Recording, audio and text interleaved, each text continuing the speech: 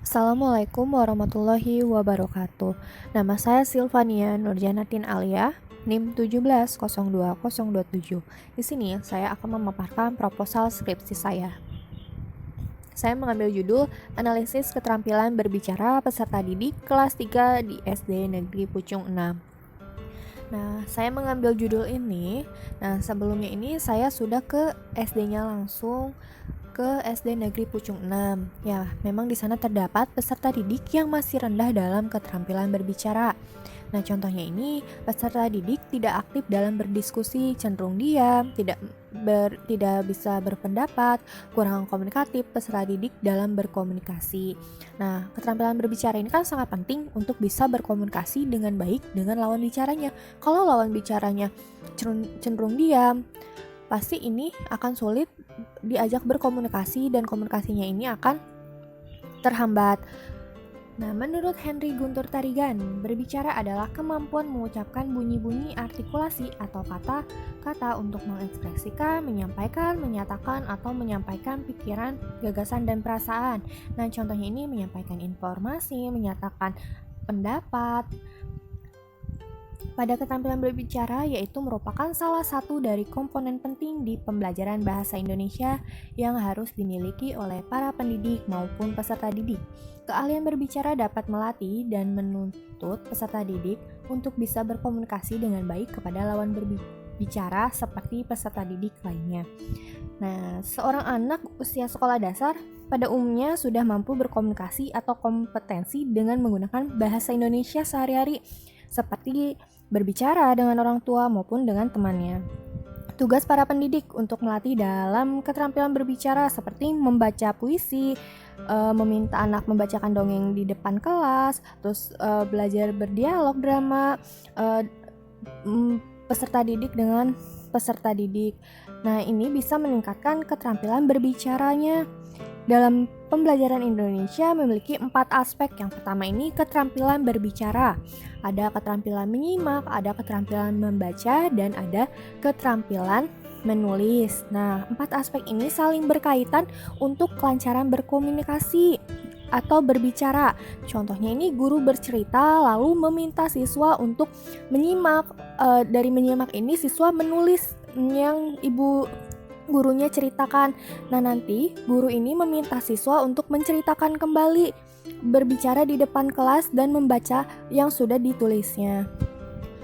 Nah, proses belajar. Menurut Rivers menyatakan bahwa proses belajar mengajar memerlukan interaksi yang memadai yang merupakan syarat mutlak untuk berkembangnya belajar bahasa Indonesia yang optimal.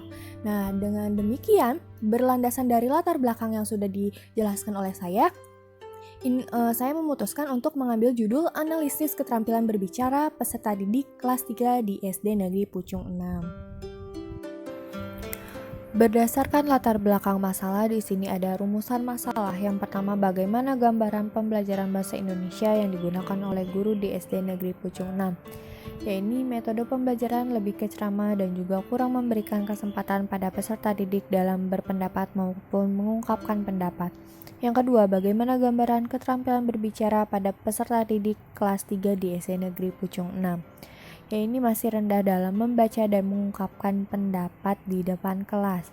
Yang ketiga, bagaimana cara mengatasi keterampilan berbicara. Yang pertama ini untuk di rumah, ya ini orang tua dengan cara mengajak berkomunikasi, misalnya menanyakan kegiatan selama di sekolah. Nah, ini dapat membuat anak meningkatkan keterampilan berbicara, berani mengungkapkan pendapat.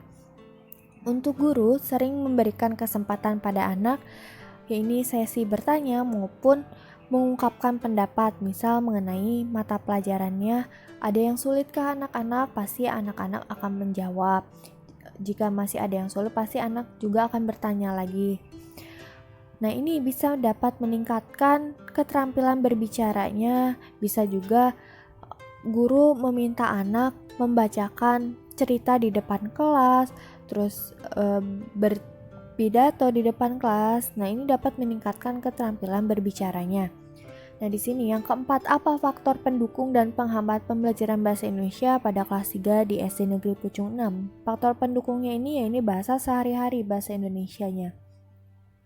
Nah, faktor penghambat ini peserta didik kurang minat dalam membaca sehingga muncullah rendah dalam keterampilan berbicara.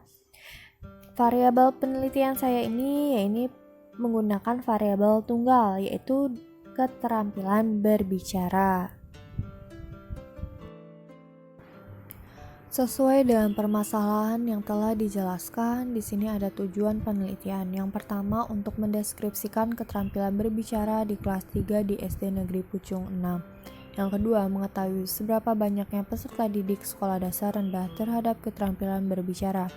Yang ketiga, menjadi bahan evaluasi maupun solusi guru untuk meningkatkan keterampilan berbicara pada pelajaran bahasa Indonesia. Yang keempat, menjelaskan faktor yang mempengaruhi rendahnya keterampilan peserta didik kelas 3 dalam berbicara pada pembelajaran bahasa Indonesia. Adapun kegunaan dari penelitian yang saya buat di sini, manfaat pertama bagi sekolah, memberikan masukan kepada pihak sekolah khususnya agar mempertimbangkan dalam menyusun program pembelajaran menggunakan metode maupun alat peraga yang efektif untuk meningkatkan keterampilan berbicara sehingga dapat meningkatkan kinerja guru dan mutu. Yang kedua, bagi guru, memberikan masukan kepada guru dalam menggunakan teknik belajar yang efektif terhadap keterampilan berbicara serta menjadi bahan untuk mengatasi berbagai masalah dalam mengajarkan berbicara dan dapat meningkatkan profesionalisme guru. Yang ketiga, manfaat bagi peserta didik, meningkatkan dalam keterampilan berbicara agar mudah mengikuti setiap proses pembelajaran dan memberikan bekal keterampilan dasar dalam berbicara. Manfaat bagi masyarakat. Nah, yang keempat ini membantu komunikasi antara individu dan kelompok menjadi efektif dalam menyampaikan suatu informasi dan pembicara yang ideal serta menambahkan peran aktif masyarakat dalam pendidikan. Manfaat bagi penelitian. Yang kelima ini mendapatkan wawasan dan pengalaman tentang keterampilan berbicara di sekolah dasar. Dalam penelitian yang saya buat di sini ada kajian teori. Keterampilan berbicara adalah suatu keterampilan yang menyampaikan pesan secara lisan kepada orang lain atau mampu menyampaikan ide maupun gagasan. Upaya meningkatkan keterampilan berbicara pada peserta didik. Di sini menurut Ellis mengemukakan adanya 3 cara untuk mengembangkan secara vertikal dalam meningkatkan kemampuan berbicara. Yang pertama, menirukan pembicara orang lain. Yang kedua, mengembangkan bentuk-bentuk ujaran yang telah dikuasai.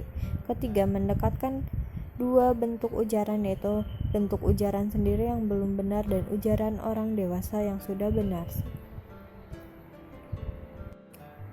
Metodologi penelitian. Yang pertama, jenis penelitian. Jenis penelitian yang saya gunakan ini studi kasus karena untuk memahami individu lebih mendalam dan bisa mengumpulkan data untuk dianalisis. Yang kedua, subjek penelitian. Subjek penelitian yang saya gunakan di sini ada guru dan peserta didik kelas 3 SDN Negeri Pucung 6, Kecamatan Kota Baru, Kabupaten Karawang pada peserta didik kelas 3 dengan jumlah 20 perempuan peserta didik, 21 laki-laki peserta didik, total peserta didik 33. Yang ketiga ada desain penelitian saya. Yang pertama ini mengobservasi awal penelitian ini ke SD-nya. Lalu dari observasi ini dapat menentukan topiknya. Nah, topiknya ini saya mengambil keterampilan berbicara. Lalu saya menemukan latar belakang masalahnya apa saja yang tadi sudah dijelaskan dan rumusan masalah yang tadi juga sudah dijelaskan. Nah, landasan teorinya ini variabel tunggal, ini keterampilan berbicara. Lalu saya mengumpulkan data ini dari observasi dan wawancara. Lalu dari pengumpulan data dianalisis data, baru menemukan kesimpulan. Di sini ada instrumen penelitian analisis data. Ya, ini bisa berupa tes, pedoman wawancara, pedoman angket, atau pedoman observasi. Di sini ada gambaran agenda kegiatan penelitian saya. Yang pertama ini menyusun proposal skripsi, yaitu dari bulan November sampai Desember. Yang kedua, sidang proposal ini ada di bulan Januari. Yang ketiga, bimbingan skripsi dan penelitian dari bulan Januari sampai bulan Agustus. Yang terakhir ada sidang skripsi ini di bulan Agustus. Sekian dari saya, terima kasih. Wabillahi taufiq wal hidayah. Wassalamualaikum warahmatullahi wabarakatuh.